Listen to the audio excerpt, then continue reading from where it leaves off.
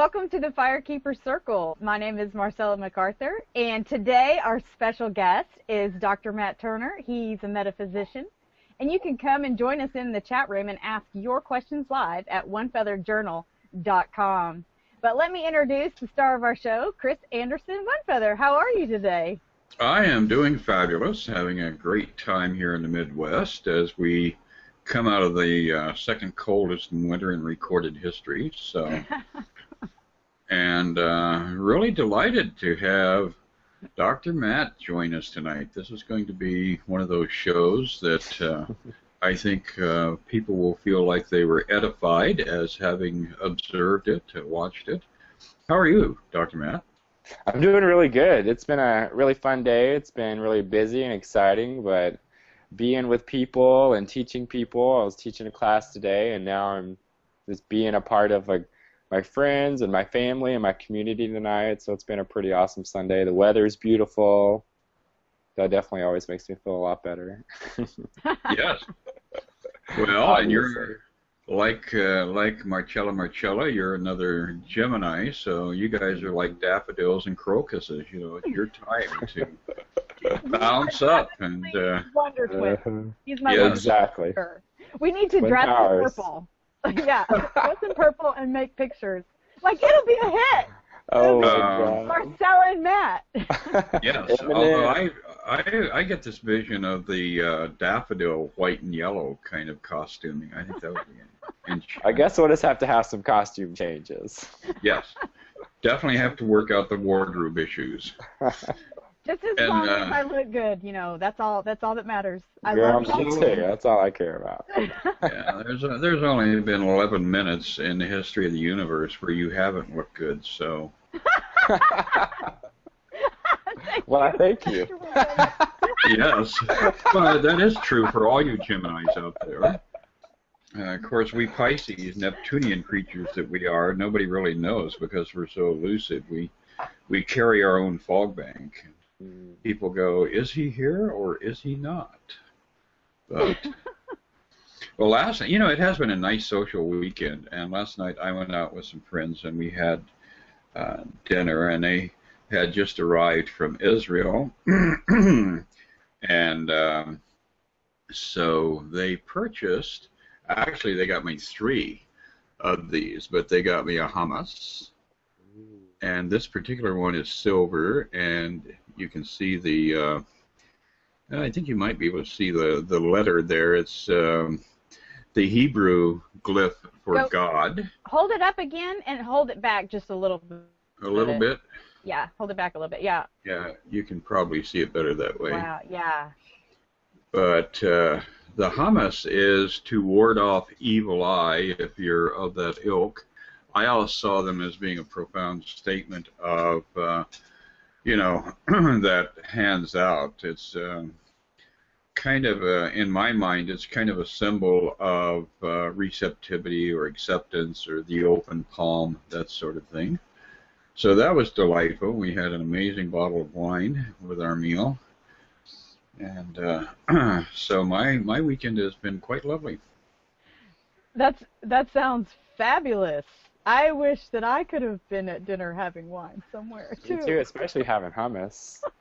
Oh, hummus with hummus is, you know, then you're bordering on the complete breakthrough, total enlightenment, where you become the master of all time and space and dimension and reality. And all it takes is one bite. It's pretty awesome. Yeah, it is. It's quite amazing, and but we don't want that to get out, because a lot of people will be running out and there'll be a run on Hamas, and then the price will go up, and you know, anything that affects the Middle East, it affects the oil prices, and we'll all suffer. So we'll be punished. Yes. Anyway, I'm going to pull a card for this coming week, just to see what the vibe in the universe is going to be. Ah, this is not a bad card. The Star card. Yes! It's my favorite. Yes, pure potentialities. So as you move into Monday, you are stepping into that zone of anything is possible. And as the Disney players sing, when you wish upon a star, it just goes on and on and on. So, and the star card is a powerful invocation of Jiminy Cricket energy. So, you want to embrace that heart and soul. And so that gives us kind of a theme as far as this coming week is a week of possibilities. And Dr. Matt, how do we optimize possibilities? How do we approach that thing of drawing to us a life experience that is rewarding and fulfilling? I mean, really, like one of the biggest things that first has to be remembered is worthiness, because I feel like that's one of the things that I find the most that people struggle with, whether it be in manifesting possibilities or any aspect of their life, is even recognizing that they are a beautiful being who absolutely deserves, whatever's of their highest and best good, no matter what that is. So I always feel like, and always tell people when manifesting, that worthiness is absolutely an aspect, because it kind of, it's like it opens you up to really be able to better receive whatever's coming through.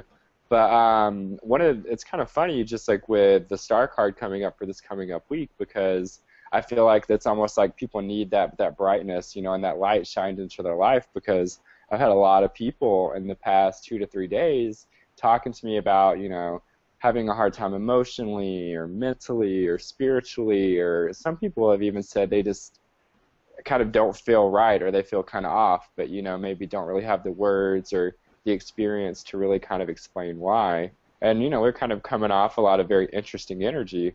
So I think it'll be kind of cool just to see how people really do shift out of that, whether it's confusion or just lack of clarity, or kind of really being in their emotions and really coming into what's possible. I think it's really cool. It's almost like and even with the weather coming up, almost like a field waiting to be cultivated, and really watching those seeds grow. And that makes complete sense. You're highlighting an area that a lot of people do have issues with.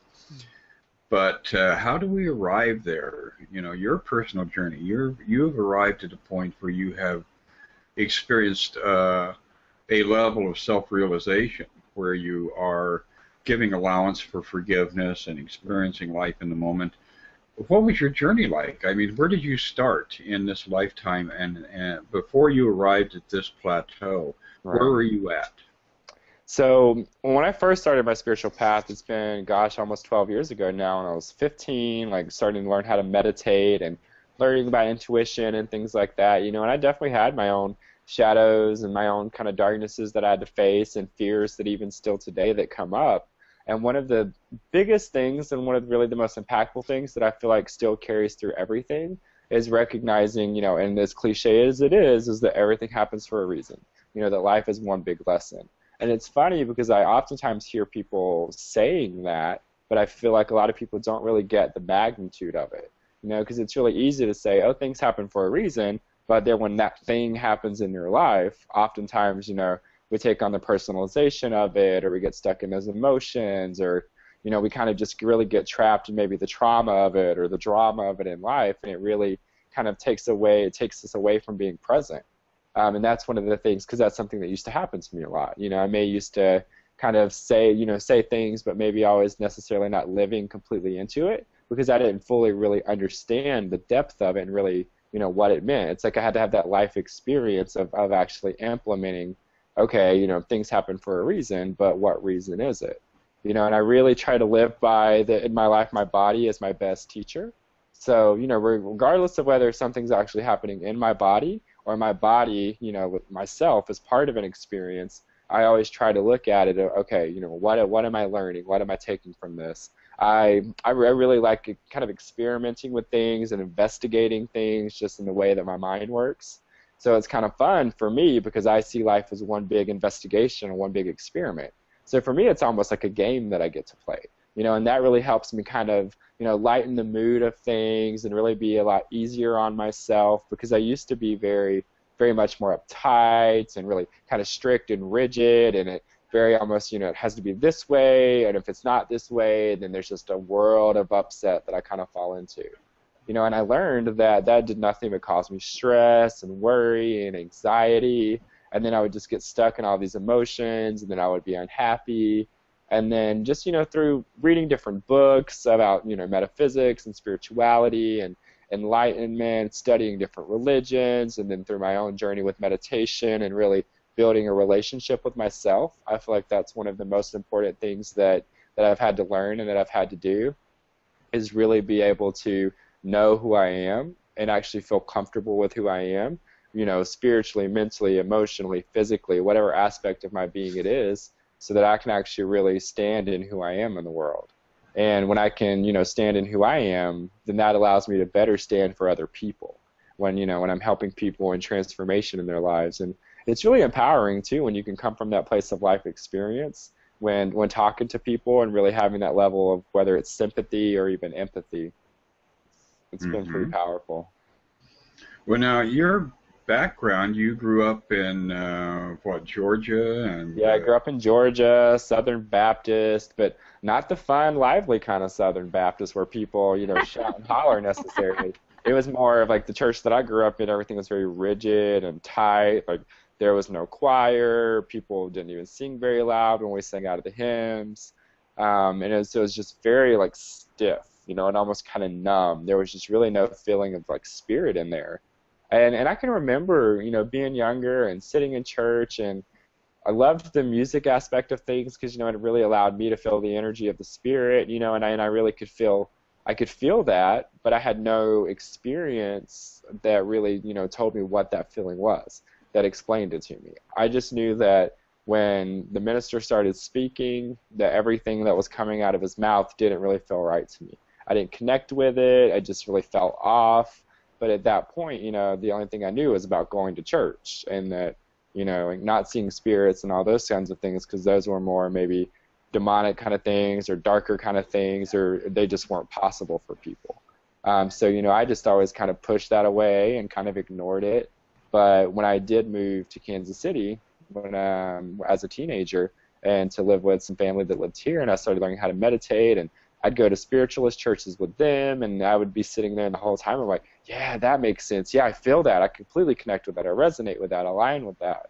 And so that really helps me start to have a completely different idea of spirituality, of religion, of God, of just spirit and the universe. And I spent my entire life struggling with, what is God? Is there a God? Like, what is life? What is my purpose? And those are the things I struggled with. And I started getting some insight and some answers to what those things were. And so that's kind of really what started catapulting me into wanting to actually help other people do the same thing, because I saw that it was possible for my life, and I truly believe that if something is possible for one person, that it's possible for everyone.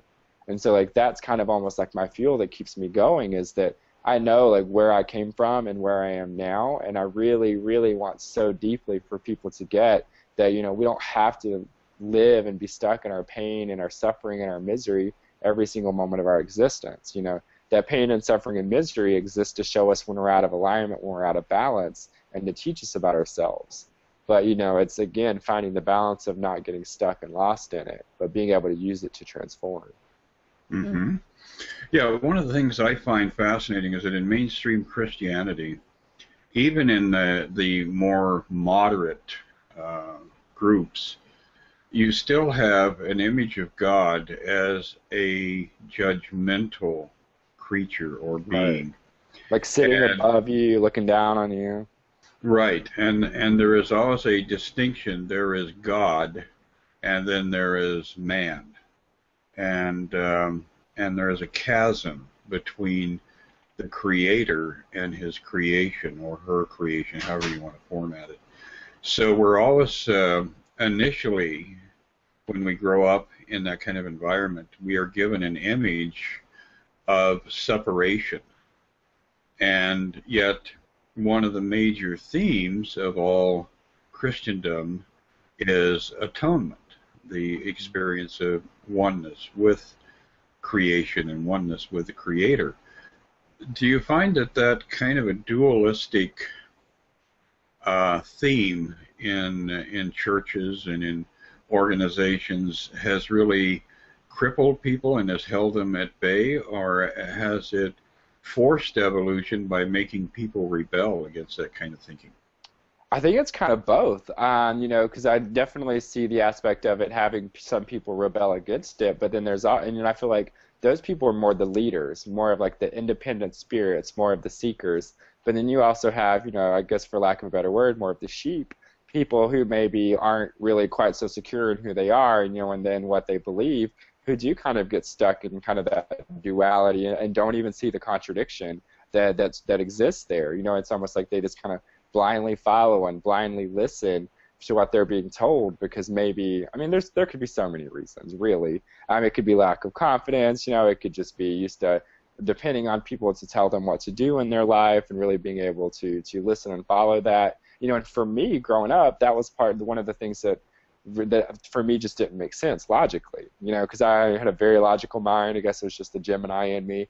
And so like when I would hear, that dualistic aspect, and now understanding duality, I get that duality is part of balance, but there's also, the way of a lot of the churches, a lot of, I don't want to say all Christians, because Christianity itself is actually a really beautiful way of being. It's when the aspect of the religion part becomes dogmatic that people really kind of get stuck in, and I feel like that sometimes it's almost like, some people have this codependent relationship with religion. Where they depend on it to make them feel good or to make them feel better because maybe they're the person that's stuck in their misery and their suffering and their pain. And I feel like that's why some people hold on so tightly to it rather than just kind of, taking it, oh, okay, well, I'm going to learn about this religion, and maybe I'm just going to look at it symbolically of how it might relate to my life, and then maybe I'm going to learn this one, instead of, just finding like one thing and worshiping it so intensely, almost being so completely consumed in such a way that shuts out every other possibility out of your world. Mm-hmm. Well, now, it seems like there is an acceleration of both the struggle aspect of spirituality. I think a lot of people are really encountering very profound questions as far as what they take for granted about God and themselves. Do you feel like since you have been playing around and entering into your own journey of spiritual evolution, do you feel like there has been a speeding up?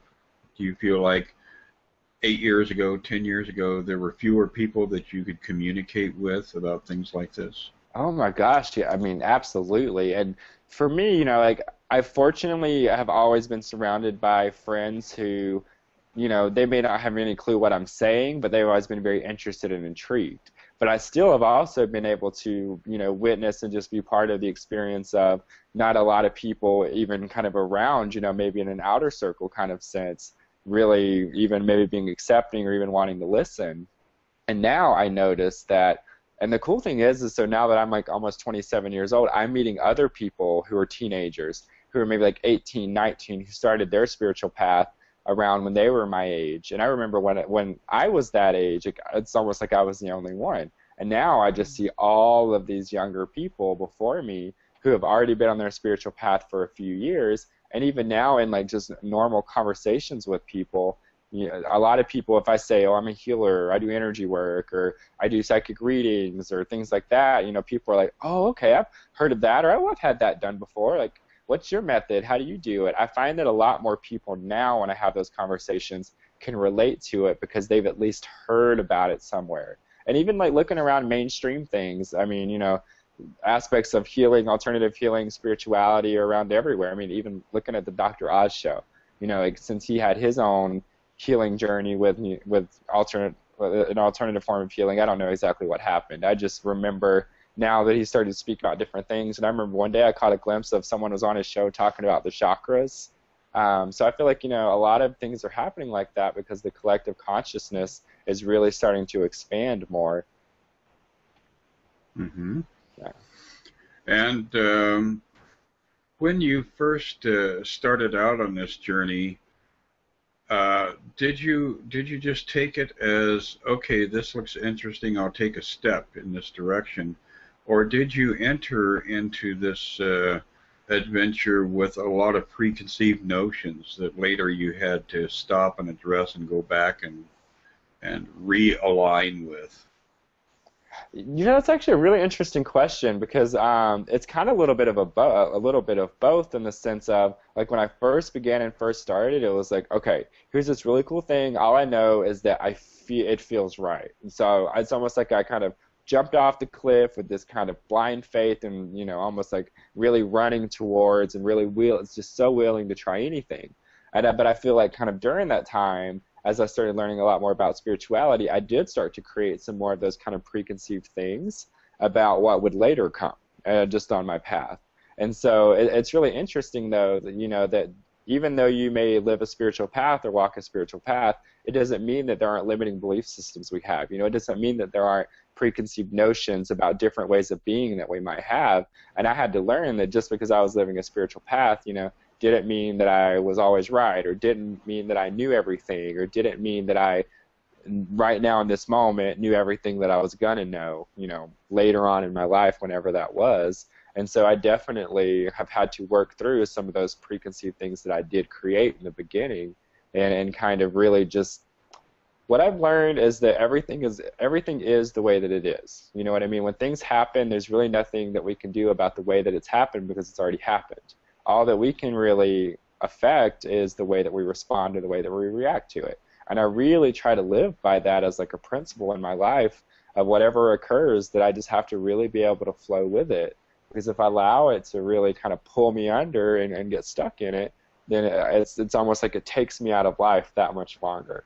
And I feel like that I have a lot of things to do. I really love just like living in life and being with people and being of service. So for me, anything that's going to take me out of that, I want to be really conscious of kind of staying away from it in whatever way that I can. Mm-hmm. Well, now, how about the actual identifying symbol for you? A lot of people, if you ask them, what's your path, they'll come up with, I'm a Buddhist, or I'm a Hindu, or I'm a Christian, or I'm a metaphysician.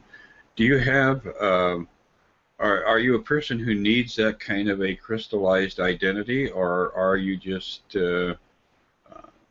on your own journey and giving allowance for whatever is there in the moment? Right, yeah. Like when people ask me, what's your religion, or what do you believe, or blah, blah, blah, questions like that, I always say I'm spiritual. That I believe in all religions, because really, if you look at all religions, at the root of them, they're really all the same. All they are just different interpretations through different people that have brought those things through. It's really the same thing as me, as I bring through my spiritual teachings and things like that I share with people. Someone could easily take that and turn it into a religion if they wanted to. So I feel like that it's really important to really, I don't necessarily want to say take religions with a grain of salt in the sense of, that they have no weight, but it's more in the sense of never taking any of them literally, because I believe that they all have something to teach us. And so I like to live my life with just really kind of going with the flow of whatever's coming in the moment and not really being attached to, oh, I have to believe this or I have to believe this, because I feel like that it's so much more than just a religion or a specific belief system that defines us. I believe that's just one aspect of our experience of life that defines us. So I don't want to, for me, like I don't like to be in a box. I like to be, a free thinker and a seeker and doing my own thing. So whatever can allow me to feel more free and to be more expansive, which for me is being almost kind of in everything. And it also could be the Gemini in me where I get distracted really easy, so I got to keep trying everything, and I can't stay focused on one thing, but it works. So I just kind of flow with it. Well, now in the journey, there had to be a segue from being a student to arriving at a point where you started to recognize that you were being drawn to become a practitioner of some sort. Absolutely. Yeah. Now, when you had that first calling or that first inclination, what kind of experiences, what kind of encounters with people did you have that validated for you? Did you, all of a sudden have somebody come to you and for a counseling session or for dialogue with a dead relative, or how did that first kind of shove that Right. propelled you forward? How did that show up for you? Yeah, like it happened when I was about 20. So and I'm not gonna tell the whole long story because it would take a while. But like the gist of it is basically so from 15 to 20, right? You know, I'm on my spiritual path, learning all these things, and have all these psychics constantly telling me that I'm a healer, I'm a teacher, that I'm psychic, and all these other things, and I'm like, no, no, no, like you are clearly, and that's okay. Like I love getting my reading from you, but I'm not. I can't be psychic because I still had some of what I grew up with. Well, I have to be a doctor, I have to be rich and successful, I have to take care of my family, you know, because I did well in school and things like that. So I was very much, well, that's what I got to do.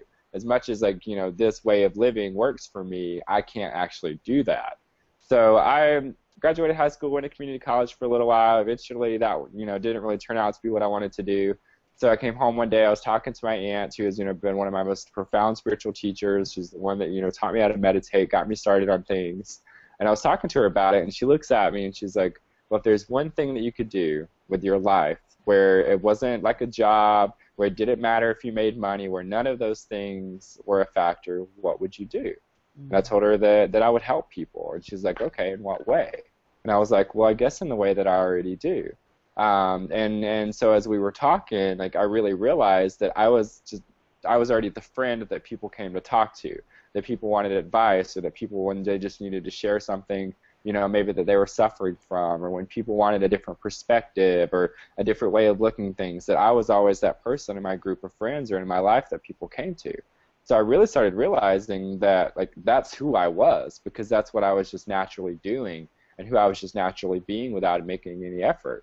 You know, and my aunt helped me realize in that conversation that I could do anything in my life, you know, and make it work as far as a living or career, as long as I was really living in my heart and doing what I really loved doing. And so, and for me, that just felt right. So I immediately believed it, and it became a belief system, you know, for me that worked for me. And it's just been an uphill journey ever since then, for the Mm-hmm. past almost 7 years now. Well, now, this was a validation from your aunt. How about a person who had come to you as a seeker, somebody who was either confused or in pain, or, you know, what was the first recognition for you that that you were having an effect? Hmm. That So, somebody took what you were doing and implemented it, or listened to what you were saying, and they derived some kind of healing from it. right. So actually, like the experience that I'm going to share, I had a lot of those experiences. So it started when I went to Delphi University in 2009, and that's where I got my degree of my doctorate in metaphysics from. So there, you know, I took like mediumship classes, or classes about doing different types of energy healing and alternative therapies and past life work, and you know, just different classes like that. And so with each class that we take, everything that we learn, we actually do it and practice on, you know, our classmates. So, you know, when we were taking the mediumship classes, I'm having to give people readings and channel for people. When we're doing the healing classes, having to channel for people again and give healing. Well, we would get feedback, you know, like on sheets, like little pieces of paper, like a survey, you know, whenever we'd be finished with a client that we were seeing. And so for me, it was all about those confirmations that I was getting and the feedback that I was getting from people about, you know, you were right on, you were on target about the information you shared, or, you know, after that energy healing session, I feel lighter, or I feel more at peace, or whatever it is, you know, that was occurring for someone. So, and I thought it was, for me, it was really amazing being in a place where I got to just stay there. And so it's like, you know, I got nothing but confirmation after confirmation after confirmation, just kind of staying in that energy and staying in that experience. So eventually, because sometimes I would let the doubt slip in and try to say, no, you're a fraud, you're not really doing this, and then I would have to remind myself of all the confirmations that I got. And that's literally, like, for me, when my self-doubt starts to slip back in, that's what I remind myself of. I'm like, no, you've never got anything but confirmations. Mm-hmm. So I just kind of used that, you know, that experience of when I was at school. That was the beginning, because that was when I first actually started consciously and intentionally saying, okay, I'm going to give you a reading, or okay, I'm going to give you a healing, or, you know, like on a more kind of client based and just like a casual conversation with a friend. Mm-hmm. And how do you like to work? Do you find that you prefer a one-on-one interactions, or are you uh, a person who really likes to get a group together and stimulate a lot of activity and get people jumping around, and as a result of that, they go through whatever transformation they need in the moment? What's your preferred avenue right now, your vector? You know, at first I was going to say I feel like they're equally the same, but as I really kind of sat with it for a second, I feel like it's kind of a 60-40 kind of thing, where it's like 60% my preference is kind of one-on-one, 40% where I really enjoy doing kind of classes and workshops and group things, and because actually just here in the Kansas City area, I mean, sometimes like during the summer and spring when it's warm outside, I always do full moon gatherings and full moon meditations out at a local park here. To really, get a group of people together to really just sit in the energy of the full moon. And we do, maybe like we sit in ceremony, or sometimes we'll do yoga. I always do a guided meditation, and sometimes doing workshops and classes. And my favorite aspect of group things is seeing the sense of community of people coming together and seeing such an amazing and a large group of so many like-minded souls that are really working towards a common purpose. I think that's such a beautiful thing. And it really, really inspires me that, it's not just one person, or it's not just me, or it's not just, like the people that I know who are making conscious efforts. There's still plenty of seekers out there who want to know, who want to learn, who want to experience things. But I love the one-on-one too, because God allows me to be just totally and completely present with one person, to be more focused with them, to be able to see them deeper, to be able to really hold a greater space for them. And I feel like that allows me to really impact them at a deeper level. And just even one of the things that really keeps me going whenever I work with people is the looks on people's faces. There's just something about the looks that people get sometimes when some information is coming through, where you just know that they really just got what came through, or that it really shifted some type of energetic experience within them. And just being able to have that acknowledgement in a sense, really for me is kind of like a driving force. It's like it re-inspires me every time. Mm-hmm. Well, now, I know in my own work, I think one of the things I enjoy the most is getting validation from people in a retrospective way. I've had people literally track me down 5 and 6 and 8 and 10 years after something that I had envisioned for them, something that I intuitively had felt was headed in their direction. And they would come back to me and say, what you told me back then, I couldn't imagine that being in my life, or me participating in that, or me having that experience.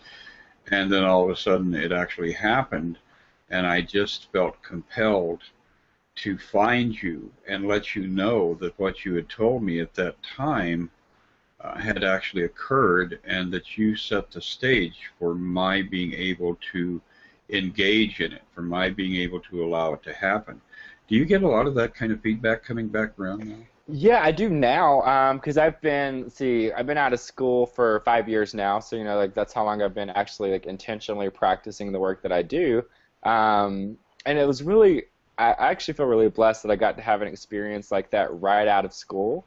So it was a local psychic fair that we were having, and one of my teachers at school, when she was giving me a reading one time, she just told me that she felt like I needed to started doing a lot of readings, like experiences like psychic fairs, what I was doing. A lot of people, a lot throughout the day, having to try to learn how to focus on like one energy amidst a lot of different energies. So I was like, okay, even though it terrified the shit out of me, I went to a local psychic fair that I'd been getting readings from, all these years, and so like I signed up as a reader, and then I gave a reading to this one girl, and she was one of the first people that I read. And so I'm giving her a reading. She gave me all these confirmations, and she actually, I think it was maybe about 7 or 8 months later, she found me on Facebook randomly, because I think that she had still had my card, so she knew my name. And she, sent me a message telling me who she was, but I knew immediately who she was when I saw her face, because, I just kind of felt a connection with her. And so she just started sharing with me all these confirmations, because she'd asked me a lot about her nephew and her relationship and things like that. So she was giving me confirmations of some things that had occurred, especially like around her nephew at the time. And so that was kind of one of the first experiences that I had outside of school where someone did find me later. And it's kind of interesting. She has always been in my life since then, and she's actually in my channeling class that I'm teaching right now as well. So it's kind of cool just how that's all come full circle. You know, I gave her one of her first readings she's had. She's one of the first readings I gave outside of school, and now like she's in my class learning how to give people readings. So I think it's amazing. That is. That's beautiful because you obviously were a catalyst for her unfolding, her natural awakening too. Right. And is that for you? I know for me, to see others go through those steps of self-discovery is probably the most important part of my journey. Do you have a sense of personal involvement when people come back and you can see that they have really allowed themselves to take that next step? Do you feel like there was an intimacy in that shared experience that caused them to evolve, to move forward? Yeah, absolutely. I mean, I feel like that it's almost kind of impossible not to experience like that ecstatic joy almost of like someone having gotten some amazing, profound transformation in their life, you know, and even from the experience of you being the catalyst or the person to help them actually, you know, get that experience or to kind of propel them onto whatever path they're having.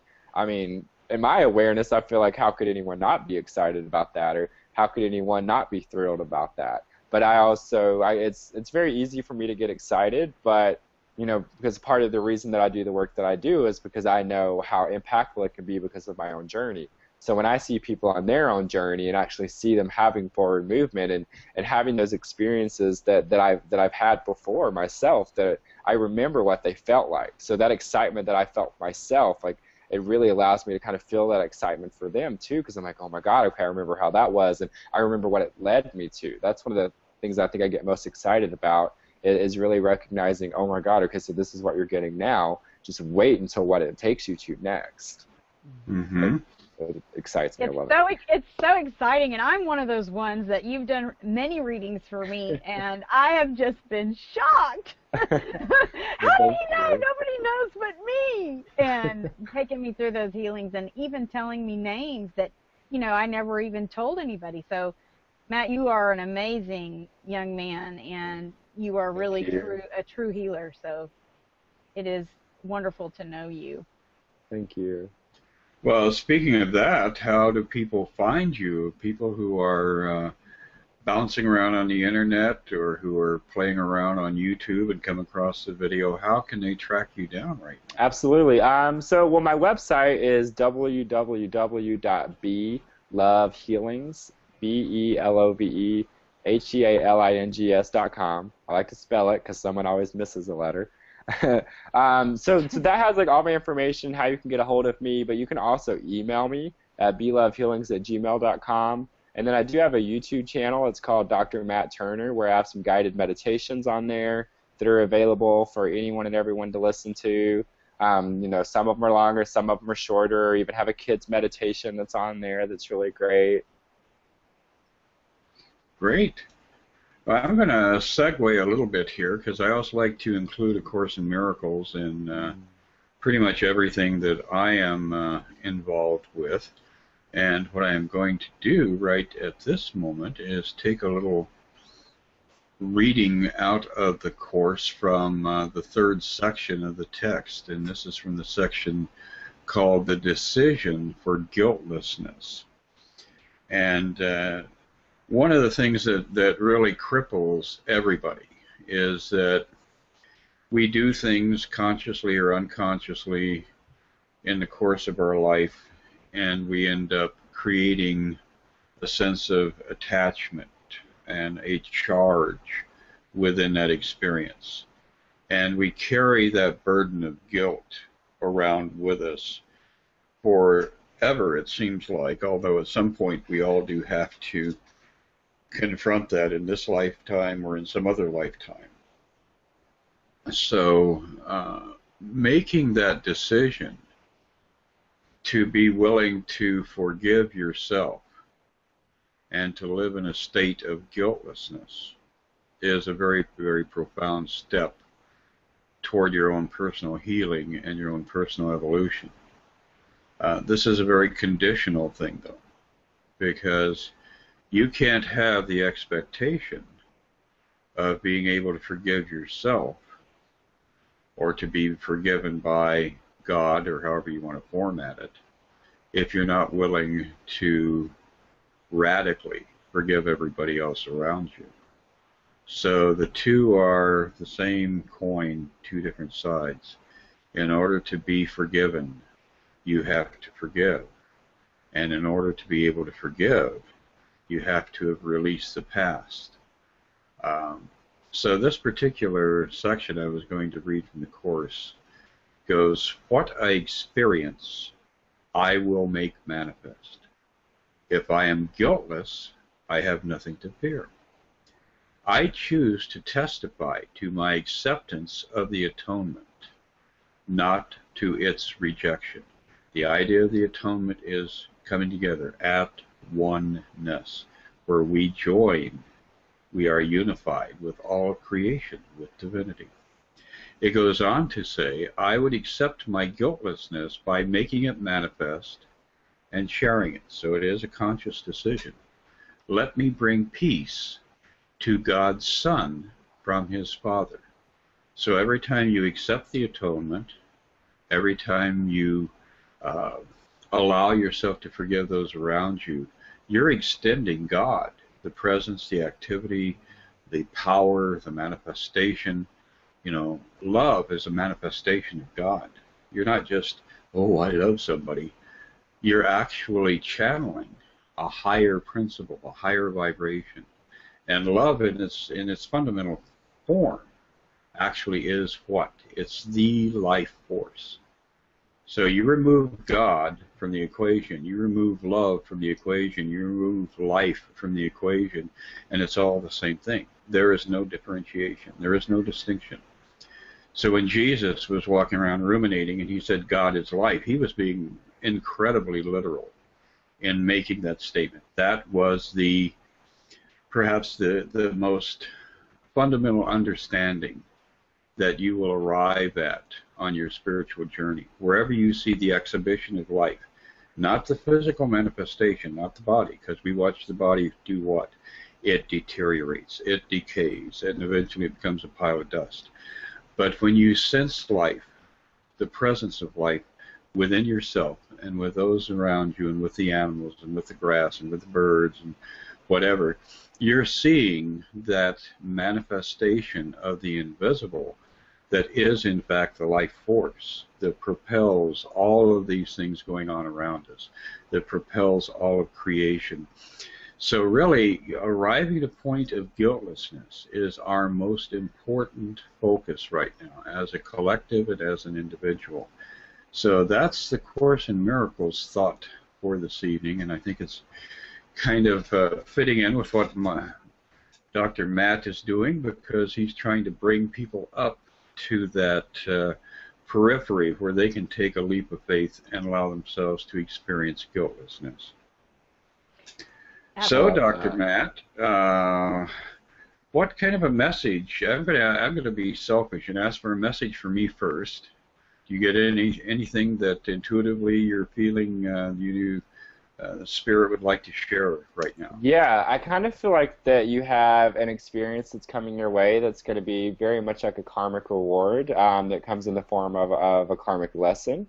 It feels like something that kind of stems from a past life. It's almost like this life that you've been living, been working out karma that was created before, and now it's almost like now getting to the point of like a reward. It almost kind of boost is the way that I keep hearing it. It feels like a boost in some way of your kind of external circumstances or situations, almost like your maybe like your living environment, things like that. It just kind of feels like things like boosting, things kind of propelling almost in a sense, but really having that reward from Spirit and from the universe, and almost just kind of honoring like who you are of service for the world and of people's lives.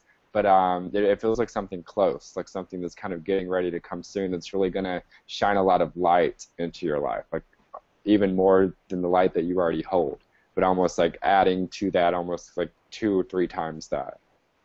feels like Mm. very, very like intense and very. It feels very significant too, like for your life and just your life as a whole. Well, thank you. I do feel, Yeah. I feel like I am on, again, the verge of another big leap. Last year I went through that experience where I literally died. And out of that, at first I came back thinking, well, gee, I didn't see a tunnel, I didn't see a light, I didn't hear the voices, yada, yada, yada. But as a result of that, though, I actually feel like it validated so much of what I'd been doing with my life, um, and that it had subtle lessons and there were subtleties within the experience that I had to have time to sort out. Because when you go through a cataclysm, when you're on the Titanic and it's going down, it is a very, what's the word for it? It's such an enriched experience that you can't really isolate threads within this tapestry. You can't really get a clear sense of what the meaning of all this is. So now, almost a year later, I'm finally beginning to get a lot of ahas as a result of that. But now, do you have a message for the collective, for all the people who are tuning in and who are listening to this video? What is it the Spirit right now feels is most imminent and most important for our listeners to experience from you? Absolutely. First of all, I just want to say that I love synchronicity, and here's why. Because what you just shared in your Course of Miracles, especially when you were talking about forgiving yourself, like self-forgiveness, it's been probably the most common theme that's been in my work with people lately, just in kind of where consciousness is at right now in this moment. Because I've been working with a lot of people who, I'm like, well, I forgave this person, I forgave this person. But when I ask people, have you forgiven yourself, a lot of people say, oh, well, no, or I didn't even think about that, or I didn't even maybe even realize that I need to. And so I feel like that right now at this point in life, in history, energetically, with what's occurring, is there's a lot of stuff coming up from within people. It's like a lot of things are being pushed up and being pushed out. So it is really important to remember to forgive yourself, to really allow that forgiveness, not only to radiate out to the situations, circumstances, and people around you, but also to allow that forgiveness to really kind of sink into your heart and to recognize that truly you really can't give forgiveness to other people until you've forgiven yourself. It's like living in that place of guiltlessness. When you can forgive yourself, it is living in that guiltlessness that's there for a lot of people. So I feel like that it's like self-forgiveness is like liberation. If you really almost kind of think of like Buddhism in a sense, where Buddhism is designed or created, exists to relieve suffering. And it really talks about liberation and things like that oftentimes. And I feel like that level of self-forgiveness, because I feel like that self-forgiveness is unconditional love. That when you can truly forgive yourself, that you're truly loving yourself, no matter what you did, no matter what someone else did, no matter what's occurring. And I feel like the only way that the world is ever going to transform as a whole in any way is that when we can learn to just be easy with ourselves, to be lighter with ourselves, to be gentle with ourselves, and to play with ourselves. So if I had a message to share, that's what it is. To be light, playful, to just really kind of go with the flow, even in your moments of suffering. It's okay to be in that space, to be in those emotions, to be in that energy. But, don't let it pull you completely under. Just kind of flow with it and really just almost kind of just play with it. Just really, really being gentle with yourself more than anything else. Well, now this is kind of a whimsical question, but I think it might be a little bit revelatory, because you're right now, from what I'm seeing, you're all about giving, and you're projecting everything out. You're giving all of your messages to others. You're putting on all the attention on this outflow to others. So what is your message to yourself right now? What does Spirit want you to know?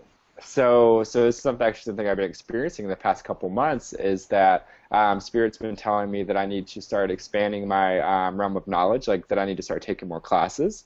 Because, I've been teaching classes now and been really working with people. Well, Spirit's been telling me that it's time to expand my knowledge, that it's time to expand my experience, to expand my awareness. So I've been taking classes. And I've also been being told that I really need to, focus on my own healing with myself more as well, and not just from myself, but allowing me being able to ask for help from other people. That's been a really big kind of breakthrough that I've been having, that I've been experiencing, even in the sense of where I received energy work from someone last week, and I'm receiving energy from someone in a couple of days again. And these two experiences, since I have been out of school in 2009, I've only allowed one other person to give me energy work, like one time. And so I'm really, really like in that flow right now of really getting and understanding that I really got to not forget myself as I am really stepping into that even higher level of service for humanity, that I have to make sure that I'm sustaining and maintaining myself in whatever way, be it physically, mentally, emotionally, spiritually, whatever is there. Mm-hmm. That's so appropriate you would ask that. Well, the other thing that occurs to me when you were talking was that perhaps you're finally stepping into a place of allowing yourself to be vulnerable.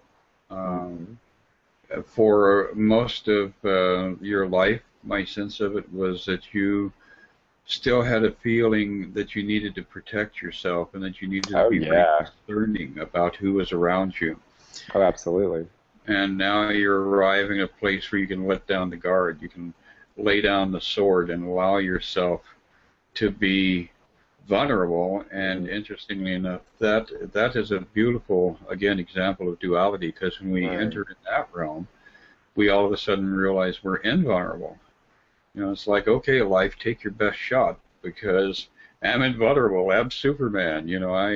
I know my identity. I know my truth, and so I can allow myself to walk in along the same path that Jesus and the Buddha and many other highly evolved souls have walked, because they didn't protect themselves. They didn't, place themselves in that role of being the victim, and that they gave allowance for what life presented them, but they transcended it. They didn't, they didn't react to it in a negative or fearful way. They allowed it to occur and realized that they were just going through a transformation where they themselves became more empowered rather than having their power taken away from them. So I like that because something that I always tell people in my work is that vulnerability is the greatest strength. Even though that's been part of my own path, is something that I had to overcome, because I have not always been able to allow myself to be in that space. Even for a while, I was telling people that. It's like, I know this, but again, it's part of I then had to start practicing the being of it, of actually being able to be in that space. And I feel like if I had to put a word to the one thing that has helped me be able to be in that space of vulnerability, is confidence. Of really, really being able to stand in who I am and be confident of who I am, and really being able to hold that space, because that's allowed me to just let a lot of my walls down, because I feel safe. And I don't feel the need to, I got to protect this because I'm not even sure what's here, so I can't let anyone else know or see what's here.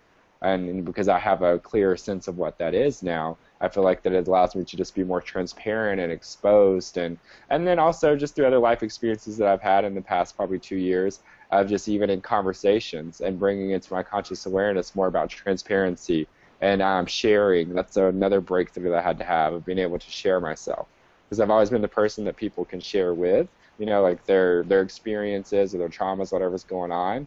But I've never been the person that would so just easily share my life experiences without someone actually asking. So I've had to kind of get more in the practice of just sharing myself also. Interesting. And how about your journey now, as far as how you are approaching your personal life? Do you have a partner right now? Do you have an interest going on? Are you developing a relationship for yourself, or are you still in that mode of just allowing whatever it is that needs to happen in the moment? Yeah, I don't right now, but that's also been an interesting journey, because for so long I never felt worthy of having a partner. I very much, if I'm being completely transparent, for a lot of my life up until about age 20, I was quite promiscuous, and I really searched for that love and that validation through sex. And so I had to learn, I started really realizing that, wait, I've been in this perpetual cycle and it's never once given me what I thought that I was supposed to be getting from it. So when I finally realized that I wasn't getting that validation or that love or that nurturing that I was, seeking, I was like, well, why would I continue to do this? Now I need to go about it a different way. And so I would say maybe in the past 3 years is when, and during that time, I was very anti-relationship. I didn't want to be in a relationship. I just wanted to do what I was doing because I didn't have to invest very much of me in it. And again, that's not being vulnerable, not letting my walls down if I don't have to invest all of me in it. But now, since I've been learning that vulnerability, I've let my walls down, and I actually do desire to have that relationship. And it is something that I may not be consciously seeking it on an everyday basis. Fortunately, I do have a lot of things that keep me busy, but I am getting a clear idea of the type of partner that I would like to really, have in my life and the type of experience that I would like to create, and being able to, be more, I don't know, I guess just be more intentional in my manifestation of that, but also just being open to whatever does flow and whatever does occur. Mm-hmm.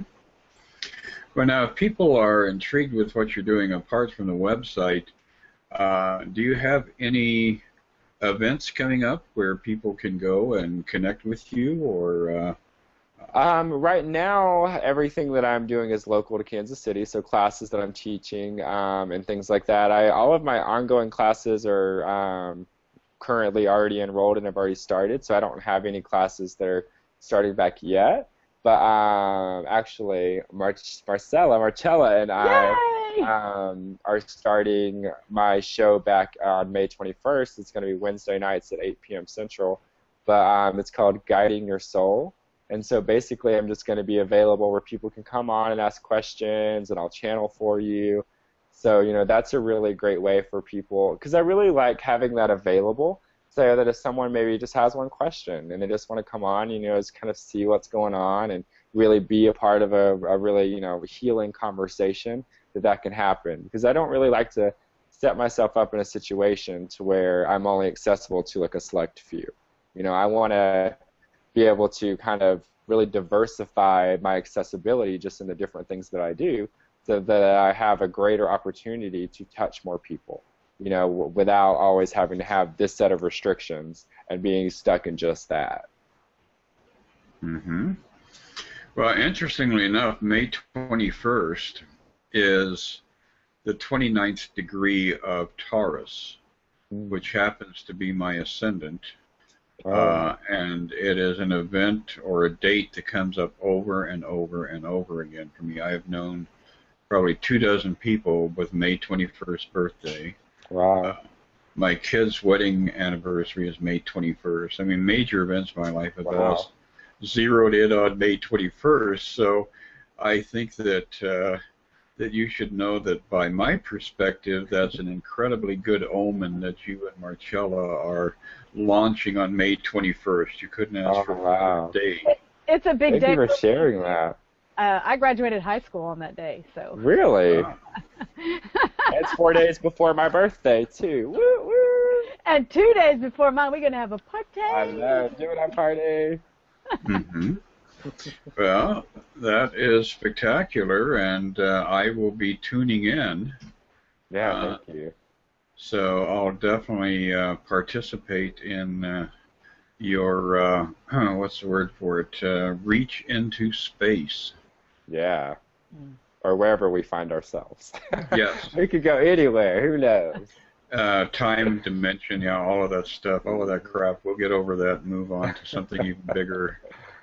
Exactly. Thank you so much, Dr. Matt. You can reach Dr. Matt at belovehealings.com, and you can schedule a reading with him, or you can friend him on Facebook too and follow him around. He's a lot of fun to follow. He always has some really great information, and he's on YouTube. What is your YouTube channel? Dr. Matt Turner. Dr. Matt Turner, yes, and you can go and get some guided meditations, which are fabulous. My daughter has even done them too, so they're a lot of fun. Thank you so much for coming on tonight. Yeah, it's just been really a lot of fun. And Master Onefeather, thank you so much. I love you so much. It's been a wonderful show. We here at the Firekeeper Circle love you all, and we are transforming consciousness one feather at a time. Next week, we're going to have Zen Shoemaker, and that will be Sunday at 8 p.m. Central Standard Time. Master One Feather, would you like to send us off with your love? Absolutely, and this is going to be a very powerful week for people. I think that we're moving into that next wave where the universe is presenting us with very powerful ideas to incorporate and to implement. So if you wake up tomorrow morning or Tuesday morning or Thursday morning and you feel like, wow, I need to go out there and climb that mountain, I need to, dig that well and find the water of my soul, whatever it is, whatever you are inspired to do, we're riding the crest of a wave of advancing energy. So this week is a good week to launch. So get out there and share the love, pass the love around, and we'll see you in 1 week.